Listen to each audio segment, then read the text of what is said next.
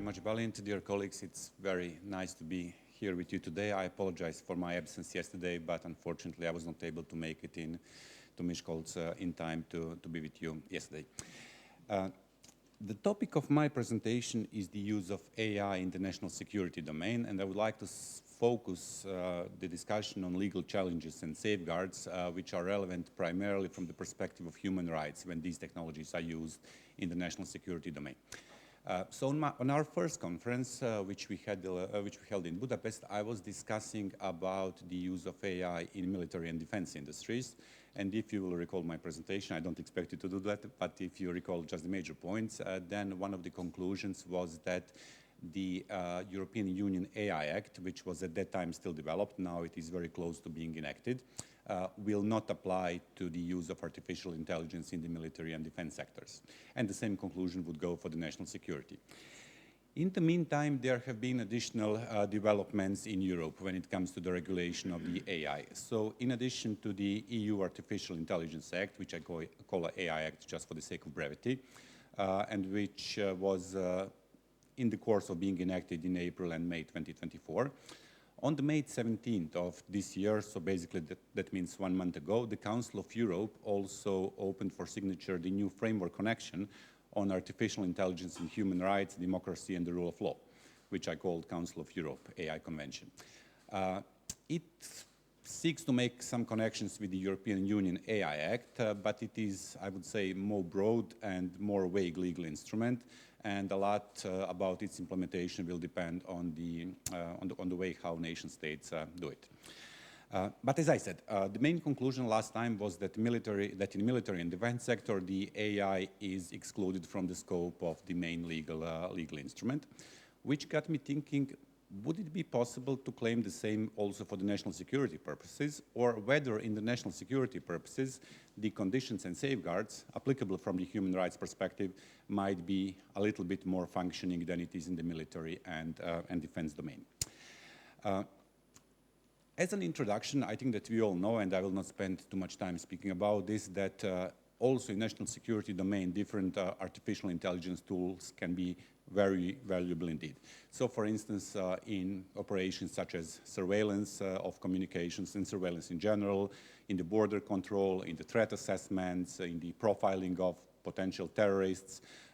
or in using the technologies such as facial recognition, mapping, all of these are some of the areas in which the artificial intelligence tools could be quite valuable and quite effective in achieving some of the national security interests. And also, I think that actually it is sometimes hard to differentiate between pure issues of national security and pure issues of national defense, because they will in frequent cases they will be overlapping. I was very hopeful, and my hope failed me completely, because I was hoping that I will be able to find some AI-relevant cases by the European Court of Human Rights. But having spent some considerable time with my, I would say, not completely useless data digging skills, I was able to find only one case in which the European Court of Human Rights was mentioning the phrase artificial intelligence, and actually it is used in a context which is not relevant here. So it was just one additional observation made by the court, and there are several mentions in the separate opinions by some judges, but to date, the European Court of Human Rights did not adjudicate any true case on the issue of artificial intelligence. So the question that I struggled with and that I will try to answer in my paper is, so what are the actual legal guarantees when artificial intelligence is used in the national security domain? Are there any safeguards applicable? And whether this situation is somehow different from the one of using the AI in military and defense. Coming back very briefly just to the AI Act, we can see that when it comes to the national security, the situation is the same for national security purposes as it is for military and defense, because all of these activities are excluded from the scope of the AI Act pursuant to its Article 3, paragraph 2. The same solution is also pursued in the Council of Europe's AI Convention, also Article 3, paragraph 2, which stipulates in the first part of this provision. I've separated them here just for the sake of clarity, but this is one sentence and one paragraph. So it is stipulated in the first paragraph that a party shall not be required, but also not precluded, from applying this convention to activities within the life cycle of artificial intelligence systems related to the protection of its national security interests, with the understanding that such activities are conducted in a manner which is consistent with the applicable international law, including international human rights law. So if I'm not mistaken in my reading of this provision, it effectively says that the convention must not actually is not required to be applicable in this context, but the European Convention on Human Rights will apply fully. I think that this reading is actually supported by what we have currently in the case law, because considering the cases from both the Luxembourg and the Strasbourg court, we can see that in many cases they are applying some human rights guarantees also to the areas of national security. So for instance, and this is just a selection of several cases from the European Court of Human Rights, but there are many more. In cases such as Rotaru versus Romania, the European Court adjudicated that systematic collection and storing of citizens' personal data by National Security Agency falls within the protection of the Convention, and in that case, it interfered with the right protected under Article 8 of the European Convention, namely protection of private life, home, and correspondence. There are many cases about surveillance of electronic communications, maybe the currently most important and then landmark one being Roman Zakharov versus Russia, where the European Court of Human Rights applied Article 8 protection to the surveillance of electronic communications, not just for the purposes of the law enforcement, but also in the context of intelligence and security activities of the state. Russia is a good source of jurisprudence regarding this domain in general. So in Glukhin versus Russia, the use of facial recognition techniques was considered, and the court once again considered that use of such tool can give rise to interference and trigger protection under Article 8 of the European Court. And very recently, I think from 3 or 4 months ago in Podchaso, if I'm pronouncing correctly, versus Russia, the storage and analysis of communication metadata, what some people call traffic data or data about communications, was considered. And once again, the court concluded that it falls within the scope of Article 8, notwithstanding the fact that it was done for the purposes of national security. In the context of the European Union law, situation is similar, although maybe a little bit more problematic. Problematic for reasons that European Union does not have or should not have competencies in the national security domain. But as we know also from many cases, and I've been talking about this on during the last presentation, the Court of Justice of the European Union, whenever it's faced with the issues such as these ones, it somehow finds ways to nevertheless conclude that in a particular situation, there are reasons to still consider that issues at hand should fall within the application of the European Union law. So for instance, in La Quadrature du Net and others, when it was about storage of communication metadata, among other issues for the purposes of the national security, the court concluded that although it is done for the purposes of national security, this does not mean per se that it is outside the scope of the European Union law, and then it concluded that the action of the state was in breach of the European Union legislation. And once again, this is not a single case of this kind, also in front of the Court of Justice of the European Union. So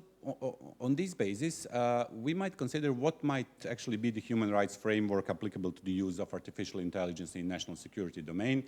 And it appears to me that what we are dealing with here is a very simple and very ordinary application of general human rights to the new technology. So we can say as a starting point that the pure use of artificial intelligence will not trigger human right protection per se, but whenever there is an interference with one of the fundamental human rights which are protected under the European Convention of Human Rights or the Charter of the Fundamental Rights of the European Union, then the interference in question will give rise to human rights consideration. What I mean by this, just the fact that artificial intelligence is used somewhere does not mean that there is a human rights issue per se, but if it interferes with any of the domains which are protected under fundamental treaties, then the protection will apply. So for instance, if personal data are processed or if there is an impact on freedom of expression or the freedom of association or any other substantive right as they are protected under the European Convention of Human Rights or the Charter. So Having done this conclusion, we move to the ordinary three-step test, as it is usually done by the European Court of Human Rights and also by the Court of Justice of the European Union. One of the criteria for lawfulness is that the activity in question pursues a legitimate aim, but this will usually not give rise to too many complicated considerations because protection of national security was almost always considered by the European Court as a legitimate aim. And this brings us to two final requirements which should be addressed. The first one is the requirement pursued, actually analyzed by both courts, that interference is in line with the rule of law, which means that it has to have a legal basis in domestic legislation, that domestic legislation needs to be accessible, foreseeable, and that there must be adequate protection against arbitrary application. And finally, the interference in question must be necessary, and it must respect the essence of the right in question. Trying to apply these standards to the issue of the use of artificial intelligence, we can have some maybe key considerations. So the first one is that artificial intelligence systems are making decisions from data. As I was explaining during our last conference, technology is just one part of the story here, but what really fuels the AI is the data which is used to train and to operate the artificial intelligence. What we have in Europe, and especially in the human rights context, is very strong human rights protection provided for personal data in Europe, and it will for sure, in my anticipation, impact also the use of artificial intelligence techniques. Secondly, in artificial intelligence, the quantity and quality of data matter significantly, but they also matter significantly from the human rights perspective. So we have seen many cases in which the European Court of Human Rights was especially concerned with the problem of automated and systemic data collection, in cases such as collection of fingertips databases, or collection of DNA samples, or collection of photos. It was the quantity of the data which triggered very serious considerations of the court. And similarly, the Court of Justice of the European Union was unable to accept, although it was pressed by many states, to allow them to undertake what the court considers general and indiscriminate data retention. Because to the court, collection of data on such scale about all the citizens and about all of their communications is incompatible with the values that we seek to protect. Thirdly, the capabilities of artificial intelligence increase daily. So as I was discussing with my colleagues several minutes ago, what we consider maybe insufficient AI at this moment might be very sufficient in several years from now. But this is also something which is considered by the courts. So for instance, in Zagreb versus Russia, the court was at least in part concerned by the fact that the technology which is available for surveillance is being developed and it becomes more sophisticated daily. And also in the case from the United Kingdom, the court was concerned about the possibilities of rapid technological advances in this domain, particularly when it comes to techniques such as facial recognition. And actually in this case, the court reversed itself a little bit, because in one of the earlier cases, it did not have a problem with systematic storing of images of natural persons, but now it concluded the situation is different, and it is different due to the changes in technology. So what was not possible maybe 25 years ago becomes possible now, and hence, more or less in a same factual situation, the court is coming to different conclusions. And finally, what is characteristic of national security activities is that they are typically conducted in secret, which, according to the court, triggers at least two additional considerations. The first one, and the court was very firm on this one, is that when measures are executed in secret, there is a lower threshold for bringing complaints. So when it is analyzing the status of the victim, the court will, in ordinary cases, usually require that it is actually shown to the court that the person in question suffered some inconvenience. But when it comes to the secret surveillance powers, the court is effectively ready to not apply this criteria, because it is not known always to the persons whether they have been subject to these powers, and hence the court allows them to bring the case to its attention. Secondly, in the cases of measures which are conducted in secret, there is a greater need for safeguards against arbitrary application of the law, and the court goes as far as stipulating, which some might call a little bit legislating from the judicial bench, what mandatory requirements should be present in the national legislation for the application and use of some of these powers. So finally, what would be the human rights requirements applicable to the artificial intelligence? We don't know yet because the court is yet to consider these cases. And this is no spectacular conclusion in any way, but the court will for sure insist that there are clear and foreseeable legal framework, that is to say, rules in the domestic legislation for the use of AI in the national security matters. And there are many cases in front of both courts, especially the court in Strasbourg, in which the lack of legal basis or vagueness of the legal grounds in the national legislation triggered the conclusion that the state is violating fundamental human rights and freedoms. Secondly, it is in all likelihood to be anticipated that the court will insist on sensible conditions and safeguards supporting the necessity principle. This is by definition case specific, so it's hard to think what might be here. What might be relevant here, but if we make a comparison with the cases such as surveillance, then we know that the court insists on requirements such as that the measure is authorized by the court, that it is applied in narrow cases only, that there is a notification provided to the person in question, and so on and so on. And finally, one of the requirements which I think personally that will play a fundamental role here is the one about effective oversight arrangements. There is abundance of case law of the European Court of Human Rights when it comes to the oversight in the domain of surveillance.